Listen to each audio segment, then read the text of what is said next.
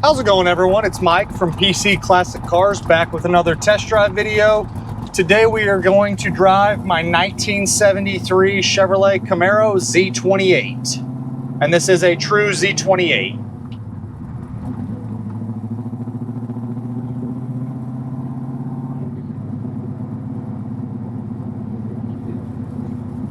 Alright, so again we have a 73 Chevrolet Camaro Z28. This is a true Z28 cowl tag on it. That's the great thing about a 73 is it tells you right on the cowl tag. This one is, again, a factory Z28. The best thing about this car is going to be all of the mechanical upgrades in it. I bought this from a private individual in Ohio. He told me the motor is a 383 stroker motor. Driving it, it definitely performs like a stroker motor. It's higher performance. I simply listed it as a 350 due to the fact that I do not have paperwork for the stroker kit. So it is a 350, supposed to be a 383 stroker motor. It does have aftermarket aluminum heads. It's a well-balanced motor. Once we get warmed up here, we do our return trip, I'll kind of get in the throttle a little bit more, get a little bit more aggressive with it, but it's a strong running small block. Back point, a 4-speed manual transmission. Shifts great, does have a 10-bolt rear end in the back. I don't know exactly what the gear ratio is, but we're probably a 391 or so gear, so 65, 70 miles an hour, you are turning some RPMs, but it still runs really well. Obviously, with anything that's got a higher gear setup in it, the faster you go, you do feel a little bit more of the harmonics. So at 70, you start getting wrapped out just a little bit, but it is a very good driving car. You have power steering, and you have a full aftermarket Willwood drilled and slotted rotor disc brake setup up front. It is a power disc brake setup. You have an aluminum radiator, an aftermarket aluminum V-belt pulley setup in the front of the motor. You have front and rear sway bars, Bilstein shocks. Just a lot of good mechanical stuff was done on this car. A lot of money was spent mechanically, and that motor is really strong. Temperature's coming up good, so we'll be able to get on it here in a little bit. The interior is a code 755 black interior with the A51 bucket seats, like all of these cars would have had. Interior is very clean. Dash doesn't have the normal warping that all of these get. The gauges are really easy to read. You do have the 3 aftermarket gauges under the dash for the oil, voltage, and water temperature. If those are working. You have your speedo, fuel gauge, and then you have your factory odometers rolling. Horn works. You have your factory heat controls over here. Your headlight switch works. You do have an aftermarket Kenwood stereo with speakers in the kick panels in the back. Unfortunately, the aftermarket Kenwood stereo is not playing any sound. It's not coming on. So I would buy an aftermarket, new aftermarket stereo, put that in there. I don't know if those speakers are any good in the back. They look like they're relatively new, so they very well could work for the next owner, but new stereo would be great. And then the other item I have listed as a no is going to be the notorious washer fluid sprayers, but the wipers do work. All your exterior lights work as well. And we'll go ahead and get on it here some.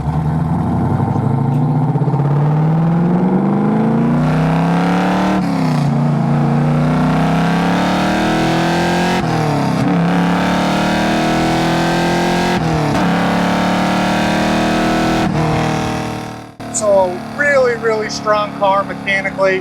I was like a third throttle there. This car rips. It is a lot of fun to drive. That clutch feels awesome, engages where it's supposed to. And as you can see, the road feel is great.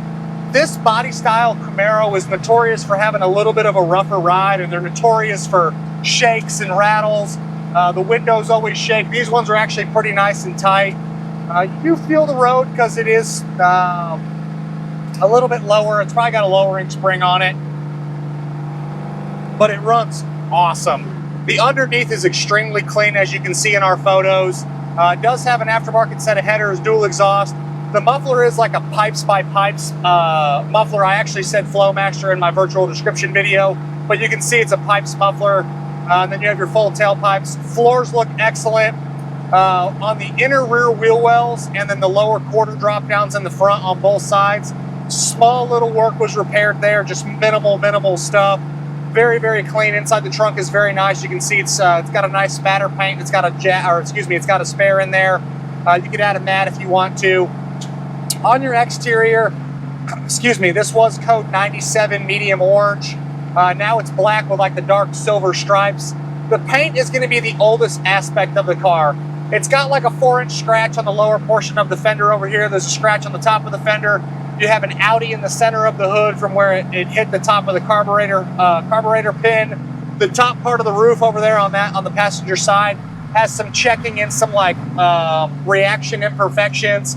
It's got miscellaneous touch-ups all around the car. The paint is the oldest aspect of the car. If you have to, you could repaint the roof on it, and that would take care of a lot of the flaws. But the paint is just older. Walking up to the car, it's very presentable. It still shows well. Just on close inspection, you'll see all the imperfections. Outside of the roof over there, you can see the flaws, more so than the rest of the car. Again, doesn't bother me none. A lot of the money was spent obviously redoing this interior, how clean the underneath is, and then the driveline. The guy spent a ton of money on the motor. Nice transmission setup, gears in the back, the wheelwood discs. If I was going to do anything else, I would add a new stereo and add AC, and you'd be just a heck of a hot rod. As you can see, going down this bumpy road, it cruises great. The suspension feels awesome. Your windows roll up and down like they should. The side glasses do have some vertical and horizontal scuffs in them. The windshield is clean with no major stone chips. You do have a little bit of delaminating happening on the rear or on both of the lower corners of the windshield. It's pretty minimal. You can't see without looking down on top of the windshield. Headliner's in good shape. You have a little bit of wrinkling right here. The visors are in good shape, but are older. There's like a little scuff spot on the material right there. Carpet's nice. Mats look good. Your 3 gauges under the dash are working. And again, all that money was set up on that motor. Definitely a great small block. And that clutch, again, does what you want it to do. It engages where it's supposed to. Like I've mentioned in my virtual description video, the brakes are a little touchy. It's a more high-performance setup with those wheel woods. But if you slam on the brakes, it's going to put you through the windshield. You drive it a couple times, but they are just a little bit touchy. I'd rather them be touchy than soft. Get off this gravel here, and we'll pull on it one more time here.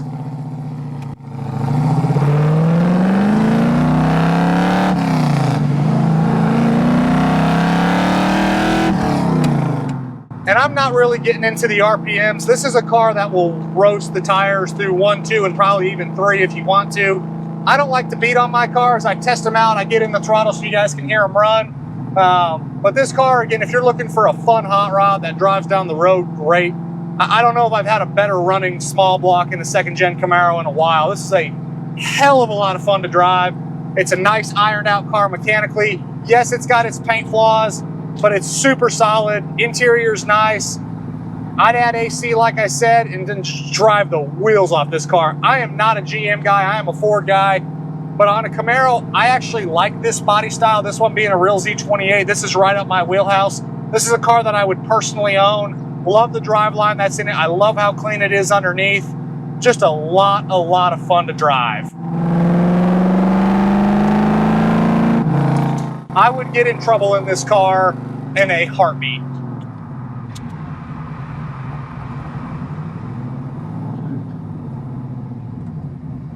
And it's got a pretty tight, it's definitely got an aftermarket shifter in it because it's like a really short throw for an older 4-speed. And it's really tight. One thing that I will mention, if you've never driven one of these, they have a reverse lockout. So you can't take the key out unless you put it all the way in reverse. And to put this car in reverse, you lift up on the shifter, and I'll show y'all here. So you lift up on the shifter, and then you go over to reverse, and it actually moves the column, and then you can turn the key off. If you don't do that, you can't get the key out. So we're in reverse, and then the column switches, and then we'll go back to first. As always, I appreciate y'all stopping in to watch another one of my test drives. Make sure you check out that virtual description video. There's a lot of good information in that video that's not in this video. Also, check out the very important additional informations tab. Both of those are on my website, pcclassiccars.com. It'll outline all of the imperfections. It's going to have the Does It Work section, the photo of the VIN number, as well as the cowl tag that has the Z28 code on there. All of that is going to be in the additional informations tab, so check that stuff out. I'll catch you guys on the next test drive video, and as always, I appreciate y'all watching my stuff.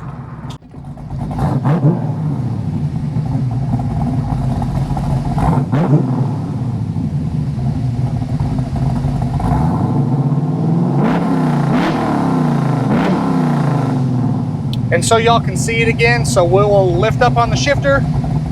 As I do that, I can't do it. So there's first, there's second, lift up on it, there's reverse, moves the column, and then the key can come out.